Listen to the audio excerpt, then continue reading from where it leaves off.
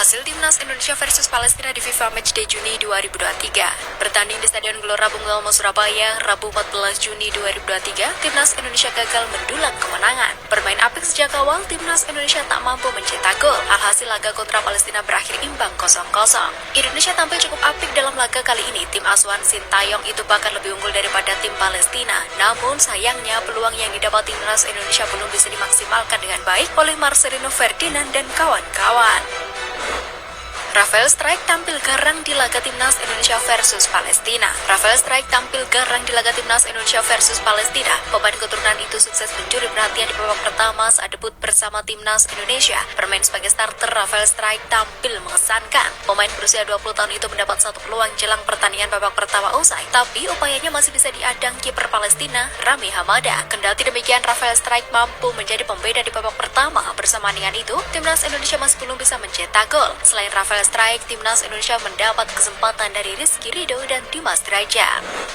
Update ranking FIFA, Timnas Indonesia setelah ditahan Palestina. Hasil imbang 0-0 melawan Timnas Palestina membuat Indonesia tidak beranjak di ranking FIFA. Timnas Indonesia tidak mengalami kenaikan maupun penurunan di ranking FIFA yang saat ini menempati posisi 149. Timnas Indonesia sejatinya mampu tampil mendominasi sejak awal pertandingan. Mark Klok dan kolega menunjukkan permainan menyerang dan membuat Palestina tidak berkutik. Akan tetapi, segala upaya yang dilakukan Timnas Indonesia tidak mampu membuahkan gol. Salah satu penyebabnya yakni penampilan apik dari kiper Palestina, Rami Hamada.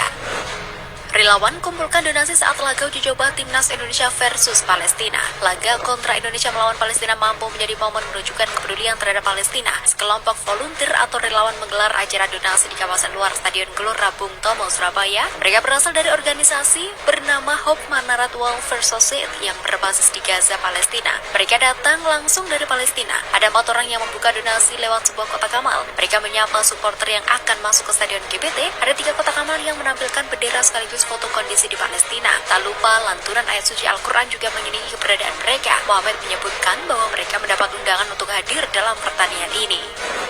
Tak dipanggil ke Timnas Indonesia, ini komentar Nadeo Argawinata. Nadeo Argawinata sempat lama menjadi langganan Timnas Indonesia, namun belakangan kiper berusia 26 tahun itu tampak kesulitan kembali ke skuad Garuda. Piala AFF 2022 menjadi turnamen terakhir di mana nama Nadeo Argawinata di skuad Timnas Indonesia. Pada turnamen itu, Nadeo juga mengalami kesialan. Ex-penjaga gawang Bali United itu mengalami cedera yang cukup parah pada bagian pinggangnya. Cedera itu sempat membuat Nadeo lama absen. Pada FIFA Matchday yang berlangsung Juni 2023, Nadeo Argawinata belum bisa kembali ke skuad Timnas Indonesia. Sosok kelahiran Kediri, Jawa Timur itu mencoba legowo dengan hal itu. Nadeo Argawinata merasa kiper yang dipanggil Timnas sama-sama memiliki kualitas yang bagus. Persaingan di posisi bawah Mister Timnas Indonesia pun diperkirakan akan berlangsung dengan sengit. Calon pemain asing Persija sedang off-season, The Jackmania diminta tidak khawatir. Setelah mendatangkan 3 pemain baru untuk BRI Liga 1 musim depan, Persija Jakarta tiba-tiba pasif di bursa transfer. 3 amunisi anyar Persija Jakarta itu ialah Rizky Ridho, Akbar Arjunsyah, dan Rio Matsumura. Nama terakhir adalah pemain asing baru yang diboyong dari BG Patung United. Kuota pemain asing Persija Jakarta masih bolong 4. Macan Kemayoran baru mempunyai 2 nama impor. Selain Matsumura, tim ibu kota mempertahankan Ondrej Gujela. Pelatih Persija Jakarta Thomas Doll memilih untuk mencoret trio pemain asingnya pada musim lalu. Wakil Presiden Persija Jakarta Gani Saputra mengatakan bahwa pihaknya masih bergerak dalam berburu wajah anyar. Dia menjelaskan bahwa Macan Kemayoran mesti menyesuaikan perbedaan akhir kompetisi. Usai tunjuk Kas Hartadi sebagai pelatih, PSIM bidik sejumlah pemain dari Liga 1. PSIM Yogyakarta belum lama ini mendatangkan juru taktik baru, Kas Hartadi. Pelatih asal Solo, Jawa Tengah itu menggantikan peran Ewan Hendarwanto. Kehadiran Kas diharapkan dapat mengangkat prestasi klub kebanggaan warga Jogja itu. Selanjutnya, jajaran tim kepelatihan PSIM akan segera diumumkan dalam waktu dekat ini. Setelah jajaran tim kepelatihan komplit, Laskar Mataram bergerilya mendatangkan sejumlah pemain incaran, terutama pemain-pemain yang masuk rekomendasi tim pelatih. Hal ini diungkapkan Sekretaris Tim PSIM, Aprilia Sulistiawati. Meski terkesan dingin di bursa transfer, beberapa hari belakangan ini klub berlogo tugu pal putih itu ramai dikaitkan dengan sejumlah pemain. Tak main-main, pemain yang dikabarkan merapat mayoritas berasal dari klub-klub Liga 1.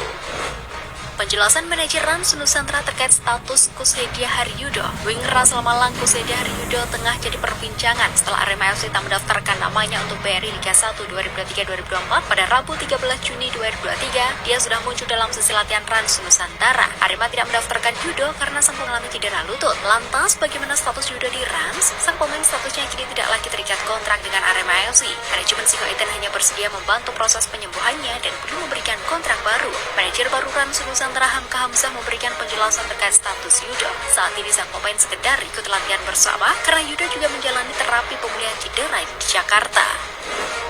Usai dilepas Persebaya, Altabalah direkrut Dewa United. Setelah dilepas Persebaya, sosok Altabalah bak ditelan bumi.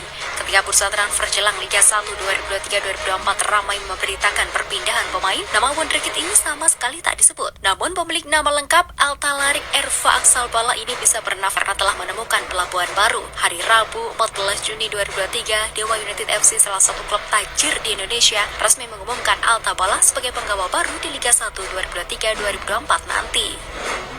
Demi Persipura Jayapura, Ferry Pahabol sempat tolak tawaran trial dari DC United. Tak banyak pemain Indonesia yang mendapatkan kesempatan berlaga di luar negeri, terutama 10 atau 20 tahun yang lalu di mana akses komunikasi tak sebaik sekarang. Ferry Pahabol pernah mendapatkan kesempatan itu. Pada 2012, pemain yang memiliki postur mungil itu sempat mendapatkan kesempatan mengikuti trial dari klub Major League Soccer MLS DC United. Tawaran itu datang kepada Ferry Pahabol melalui Muli Mundial. Muli memang selama ini kerap dikenal menjadi agen para pemain lokal Indonesia. Namun, Ferry Pahabol membuat pilihannya saat itu. Pemain yang kini memperkuat Persik Kediri memutuskan untuk menolak tawaran trial dari DC United dan lebih memilih bermain untuk Persipura Jayapura. Ferry Pahabol pun mengeluarkan pernyataan menarik yang cenderung kontroversial, yang merasa Persipura Jayapura jauh lebih baik ketimbang DC United.